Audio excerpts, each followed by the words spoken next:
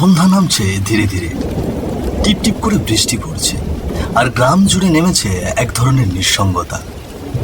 এমন সময় দেখা যায় একজন সবজি বিক্রেতা ভ্যান চালিয়ে এগিয়ে চলেছে বাজারের দিকে। মাথায় পলিথিন, ভ্যানে নানা রকম সবজি সাজানো। রোজ রবিবার এই গ্রামে সন্ধ্যের দিকে হাট বসে, সেই দিকেই যাচ্ছে সে। রাস্তা ফাঁকা, বৃষ্টির জন্য কেউ বেরোয়নি। আর সেই ফাঁকা পথ ধরে যখন সে বাঁশঝাড়ের পাশে এসে পৌঁছয়, চারপাশটা যেন আরো থমথমে হয়ে ওঠে। একা ভ্যান চালিয়ে চলেছে সে বৃষ্টি ভেজা পথ দিয়ে। আরে কি ঝমঝমিয়ে বৃষ্টি এলো রে বাপু, তো থামার নামই নিচ্ছে না। আজ বাজারে দোকান বসবে, সেই টাইমেই তো দেরি হয়ে গেল রে রামমোহন। দেবু আর ওরা তো বিকেলেই ভ্যান নিয়ে বেরিয়ে গেছিল।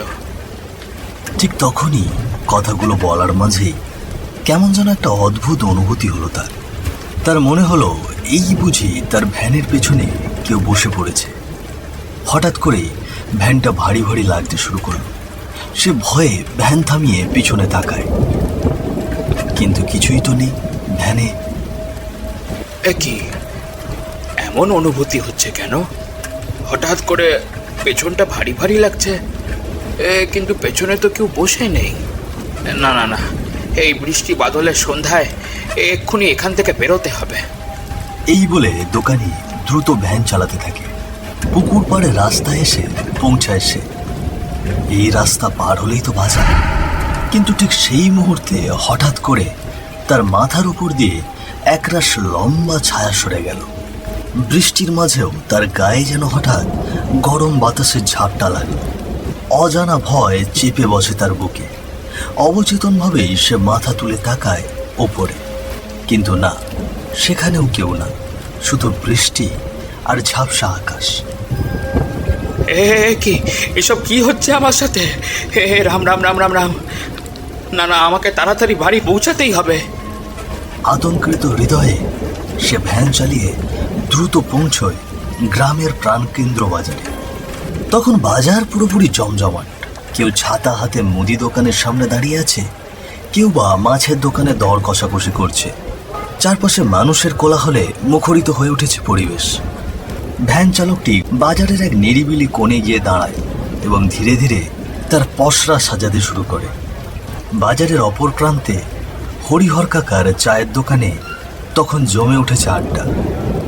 মোড়ল মশাই, গোবিন্দ খুড়ো আর পল্লব একসাথে বসে চা খাচ্ছেন, আর দোকানের ভিতরে গরম কেটলির পাশে দাঁড়িয়ে আছেন হরিহর কাকা। বলি, আজকে এই বৃষ্টিতে থামবে না নাকি? সেই কখন থেকে শুরু হয়েছে, আর আজই ছাতাটাও সঙ্গে আনা হয়নি।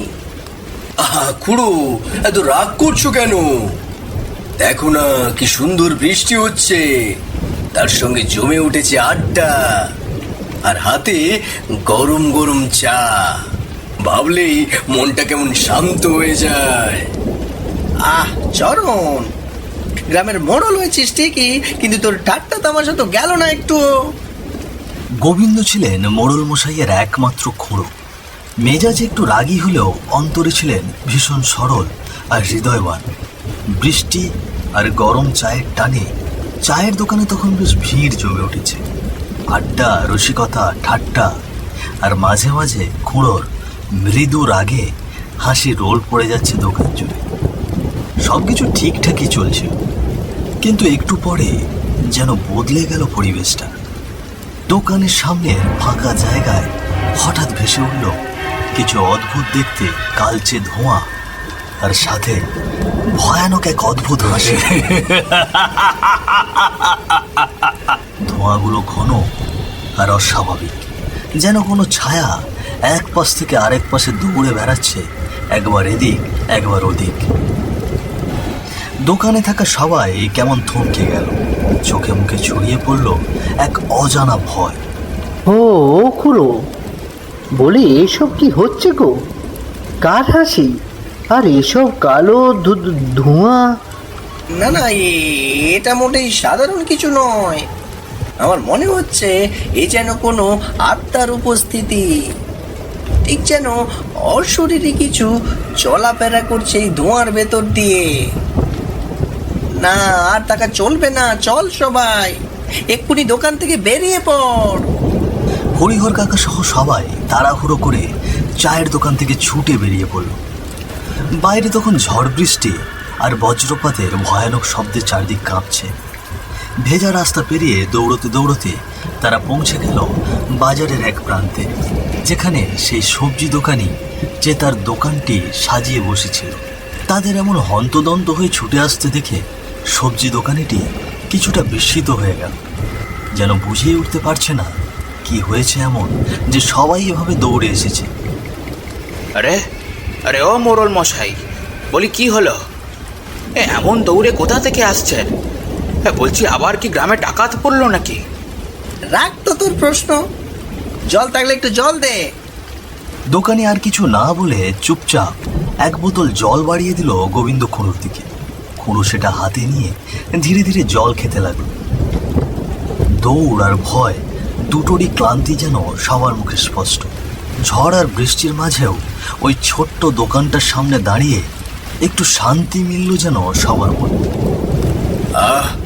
এখানে দাঁড়িয়ে একটু স্বস্তি পেলাম, একদম ভয় পেয়ে গিয়েছিলাম। কিন্তু না, মোড়ল মশাইয়ের সান্ত্বনার কথা স্থায়ী হলো না। হঠাৎ আবার ভেসে এলো সেই ভয়ঙ্কর হাসির শব্দ।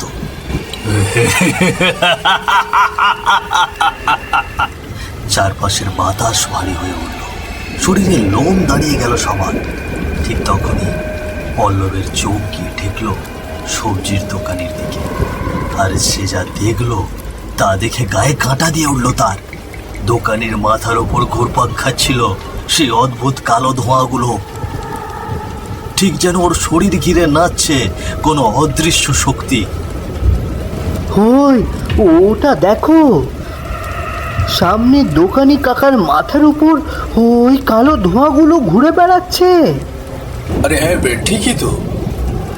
না না, ওটা আমাদের পিছু পিছু এখান পর্যন্ত এসে পড়েছে। না না, আর দেরি নয়, পালাও সবাই, এক্ষুনি পালাও।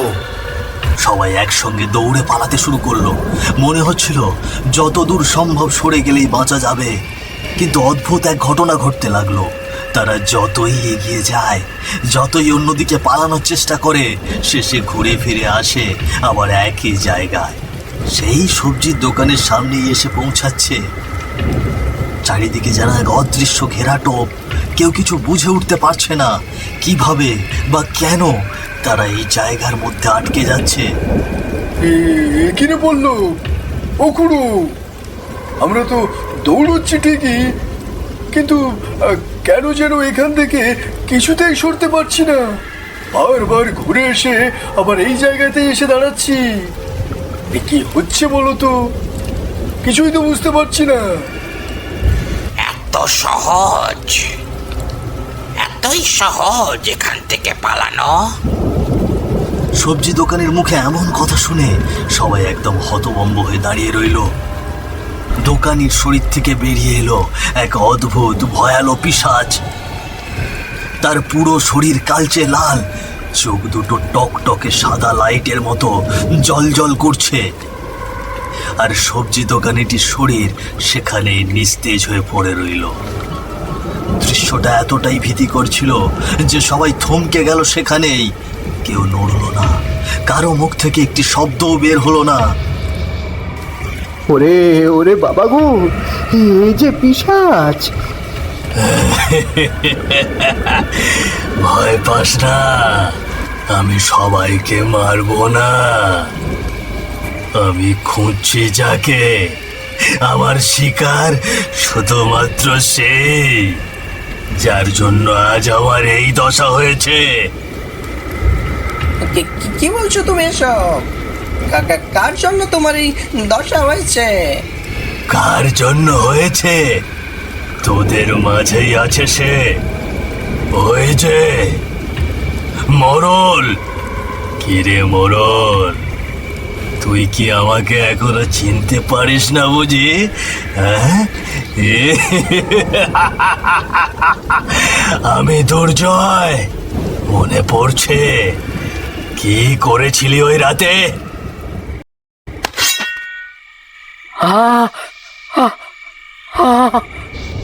দুর্জয় গাছের পেছনে লুকিয়ে যখন মোড়লের সেই নৃশংস কাজ দেখছিল, তখনই হঠাৎই তার পা পিছলে যায়। সে প্রায় পড়ে যেতে যেতে কোনো রকমে নিজেকে সামলে নেয়, কিন্তু সেই মুহূর্তেই মোড়লের চোখ পড়ে যায় তার দিকে। দুর্জয় আর এক মুহূর্ত দাঁড়ায় না, জীবন বাঁচাতে সে দৌড়ে পালিয়ে যায় সেখান থেকে। আনুমানিক রাত 12টা, বাইরে প্রচণ্ড ঝড় বৃষ্টি হচ্ছে। আকাশ মাঝে মাঝে গর্জে উঠছে গুম গুম করে। গ্রামের মানুষজন প্রায় সবাই ঘুমিয়ে গেছে, তবে গ্রামের একেবারে শেষ প্রান্তে থাকা একটি ছোট্ট বাড়িতে এখনো টিম টিম করে আলো জ্বলছে।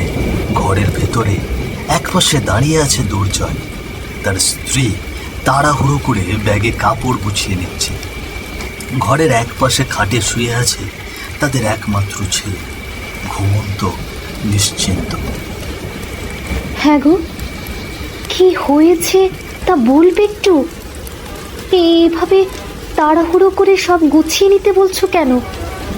আর এই এত রাতে কোথায় যাব? গিন্নি, এত প্রশ্ন করো না। তোমাকে যা বলছি করো। তোমাকে বলছি তো, সামনে বড় বিপদ আছে। এত কিছু ব্যাখ্যা করবার মতো সময় নেই এখন। আমি আমার একমাত্র সন্তানকে কিছুতেই হারাতে চাই না। ওই মোড়ল, সে আমাদের ছাড়বে না।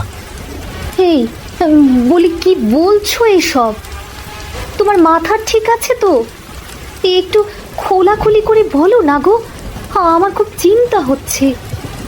বলছি তো, সব বলছি, তবে এখন নয়, এই মুহূর্তে। আগে তাড়াতাড়ি চলো, আজ রাতেই আমাদের এই গ্রাম ছেড়ে পালাতে হবে।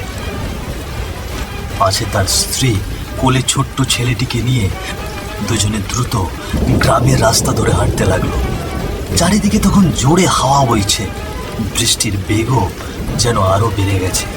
দূর থেকে ভেসে আসছে শিয়ালের ডাক, আর সেই আওয়াজে রাতটা যেন আরো বেশি অজানা, আরো অস্থির লাগছে। তাড়াতাড়ি চলো গিন্নি, দেরি করলে ধরা পড়ে যাব। কে জানে মোড়লের লোকেরা আমাদের উপর নজর রাখছে কিনা। আর দেরি নয়, চলো এখনই। বলি, চলছি তো নাকি? এই ঝড় বৃষ্টি আর এই কোলে ছোট বাচ্চা নিয়ে আর কত জোরে হাঁটবো বলো তো? আর আর এমন চোরের মতো পালাচ্ছি কেন তাও তো বলছো না। আবারও প্রশ্ন? বলছি তো, আগে এই গ্রাম থেকে যাই, তারপর সব খুলে বলবো।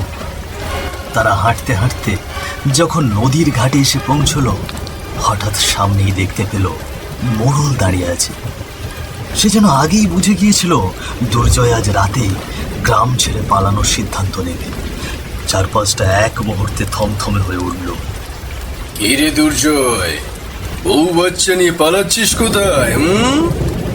ভাবছিস আমার হাত থেকে এত সহজে বেঁচে যাবি? আমাকে যেতে দিন মোড়ল মশাই, আমি যা দেখেছি তা নিয়ে কারো সঙ্গে কোনো কথা বলবো না। আমি এখন আমার গিন্নিকেও কিছু বলিনি, কৃপা করে আমাদের যেতে দিন। আজ পর্যন্ত আমার এমন রূপ গ্রামের কেউ দেখেনি, শুধু তুই দেখবি। না না, আমি আমার কাজের কোনো ত্রুটি রাখি না। তোকে মরতেই হবে, মরতেই হবে। না না না, আমার স্বামীকে আপনারা মারবেন না, দয়া করুন, কৃপা করুন। আমাদের এই ছোট্ট সন্তান আছে, তার মুখের দিকে চেয়ে আমাদেরকে ছেড়ে দিন। জানি না যে আমার স্বামী কি দেখেছে, তবে সে তা কাউকে কিছু বলবে না, আমি কথা দিচ্ছি। এসব ন্যাকামির জায়গা আমার কাছে নেই। এই তো দাঁড়িয়ে কেন, মার বেটাকে। ঠিক আছে, আমাকে মারবেন মারেন মোড়ল মশাই, কিন্তু আমার বউ বাচ্চাকে ওদের যেতে দিন। ওরা তো কিছু দেখেনি আর জানেও না। দুর্জয়ের আকুতির আর কোনো উত্তর করলেন না মোড়ল। তার বলা কথায় এক লাঠিয়াল গিয়ে তার হাতে থাকা লাঠি দিয়ে মারতে শুরু করলো দুর্জয়কে। এভাবে মারবেন না ওকে, ছেড়ে দিন ওকে, দয়া করুন, ওকে ছেড়ে দিন। হায় ভগবান, এ তুমি কোন পরীক্ষা নিচ্ছ? আমার স্বামীকে যে ওরা মেরে ফেলল গো। গিন্নি, তুমি ছোটুকে নিয়ে পালিয়ে যাও, যাও যাও। দুর্জয় তার কথা শেষ করতে না করতেই মাটিতে নিস্তেজ হয়ে পড়ে গেল। মাথাটা একদম ফেটে গিয়েছে, মারে আঘাতে পুরো শরীর একদম ক্ষতবিক্ষত হয়ে গেছে। দুর্জয়ের স্ত্রী কান্না করতে করতে ছুটে গিয়ে দুর্জয়ের লাশটির পাশে গিয়ে বসে পড়ল। কোলে তার নিষ্পাপ একটি প্রাণ। না না, আপনারা কি করলেন এটা?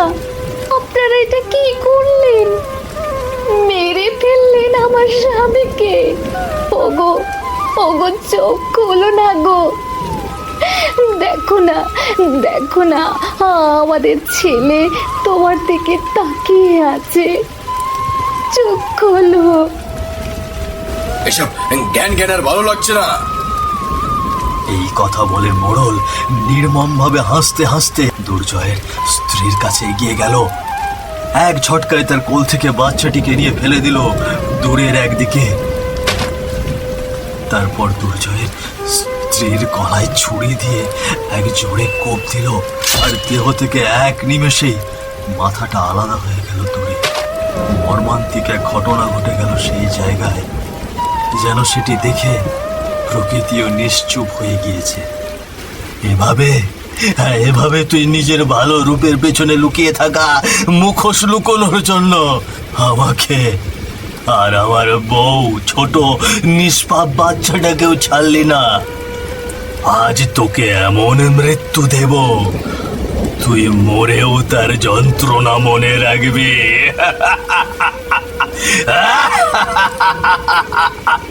ছি চরণ, ছি, তুই এত বড় শয়তান যে একটা নিষ্পাপ বাচ্চাটাকেও মেরে ফেললি। তোর এত ভালো চরিত্র আর পেছনে এমন ভয়ঙ্কর রূপ, তোর শাস্তি হতেই হবে, হতেই হবে। তবে তোকে মৃত্যু দিলেও কম। আমাকে মাফ করে দাও। আমি আমার ভুল বুঝতে পেরেছি। জীবনেও এমন কাজ আর করবো না। আজ পর্যন্ত যত পাপ করেছি সব বাদ দিয়ে দেব। তবে তবে শেষ বাড়ির মতো আমার প্রাণ তোমরা ভিক্ষা দাও। মেরো না আমাকে। কেন রে, এখন প্রাণের ভয় লাগছে? তোকে আমি এটাও বলেছিলাম আমাকে মারবি মার, তবে আমার বউ বাচ্চাকে যেতে দে। তুই তখন কি বলেছিলিস? তুই তখন ওসব ন্যাকামো বলেছিলিস না? দেখ আজ তোর কি করি। পিশাচটি ভয়ঙ্কর ভাবে হাসতে হাসতে মোড়লের দিকে ছুটে আসে। সে হাত বাড়িয়ে মোড়লের হাত ধরে একেবারে মোচড় দিয়ে ভেঙে দিল হাতটা।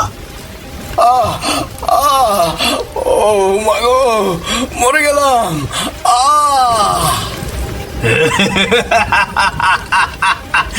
এখনো তো কিছু হয়নি, আগে দেখ কি হয়। তারপর পিশাচটি মোড়লের বাকি হাতটাও একইভাবে মোচড়ে ভেঙে দিল। তারপর এক রক্ত পিপাসী পিশাচের মতো তার উপর ঝাঁপিয়ে পড়ল। মোড়লের দেহে থাকা মাথা টেনে আলাদা করে ফেলল। তার হাত পা দমড়ানো মচড়ানো, শরীর নিস্তেজ হয়ে পড়ে গেল মাটিতে, আর মাথাটি গড়িয়ে গেল আরেকদিকে।